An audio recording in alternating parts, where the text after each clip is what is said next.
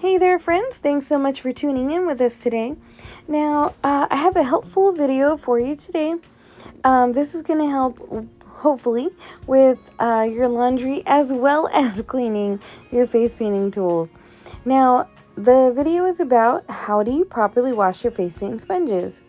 Now, I hear the most common is probably the washing machine, and I'm going to give a few some factual information from studies. These were done quite a few years ago, but I think they're still absolutely important.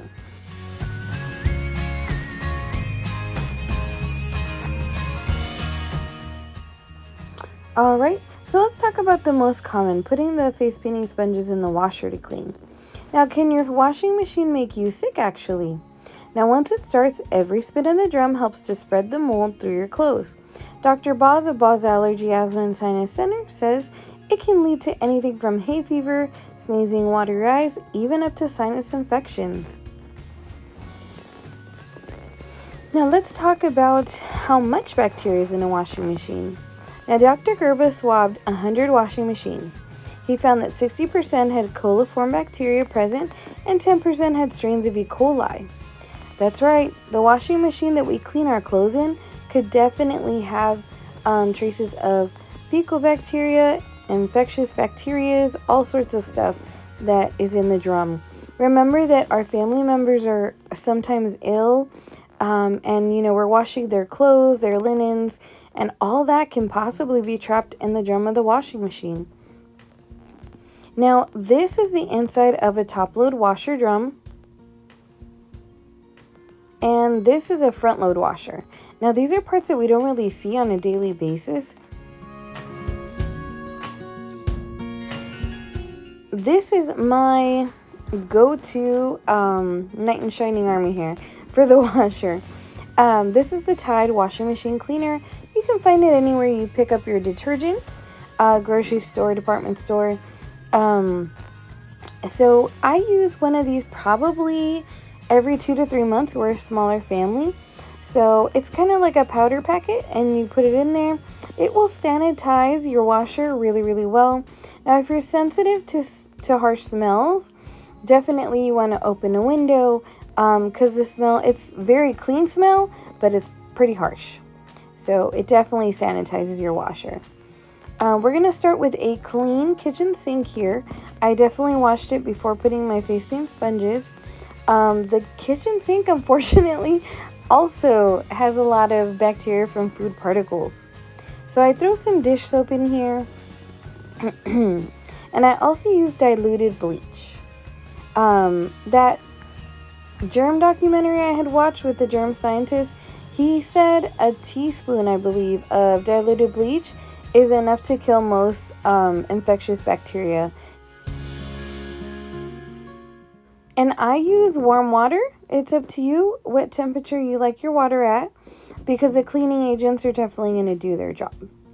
So here we have a paper towel off to this side.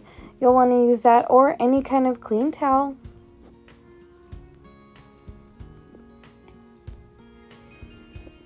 All right. And we're going to go ahead and take all of this out so that we can get ready to rinse. Excuse me. So you can definitely use gloves if you like. Typically, it only takes me one time to wash them and one time to rinse them because I have both my hands. So unfortunately, I have to use my left hand to film. So I'm going to have to rinse these a few times. But you're definitely going to rinse them and then just place them on that paper towel to air dry.